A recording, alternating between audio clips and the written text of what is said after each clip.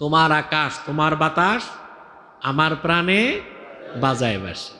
তা আকাশ কে বানালো, বাতাস কে বানালো, ওনার তো কোনো কথাই নাই।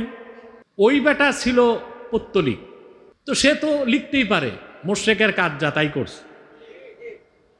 আমরা এটা সংশোধন করলাম না কেন? বাতাস যার, আকাশ যার, যিনি সৃষ্টি করলেন ওনার প্রশংসা কই। ইব্রাহিম আলাইহিস সালাম ওনার কওমের লোকজন অধিকাংশই ছিল মূর্তি পূজারী। মূর্তি পূজার সাথে সাথে তারা প্রকৃতি পূজারী ছিল। কি? আকাশের পূজা করত, সূর্যের পূজা করত, চাঁদের পূজা করত। কথা বলেন। পৃথিবীতে এখন প্রকৃতি পূজারী কোনো জাতি আছে? জি আছে, বহুত আছে, বাংলাদেশেও আছে। কবিতার মাধ্যমে যারা লিখতেছে, যেমন অনেকে কাব্যিক ছন্দে দেশের প্রশংসা করতে যে আকাশ বাতাস ফসল ফল ফলাদি এগুলোর প্রশংসা করে, কিন্তু যিনি সৃষ্টি করছেন ওনার প্রশংসা।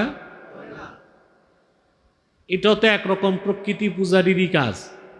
কথা বলেন। তোমার আকাশ তোমার বাতাস আমার প্রাণে বাজায় বাসে।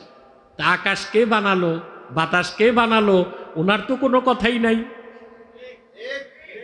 ঠিকটা বুঝে কোন নাই? তোমার আকাশ তোমার বাতাস আমার প্রাণে বাজায় বাসে। ওই বেটা ছিল পত্তলিক, তো সে তো লিখতেই পারে, মুশরিকের কাজ যা তাই করছে। আমরা এটা সংশোধন করলাম না কেন?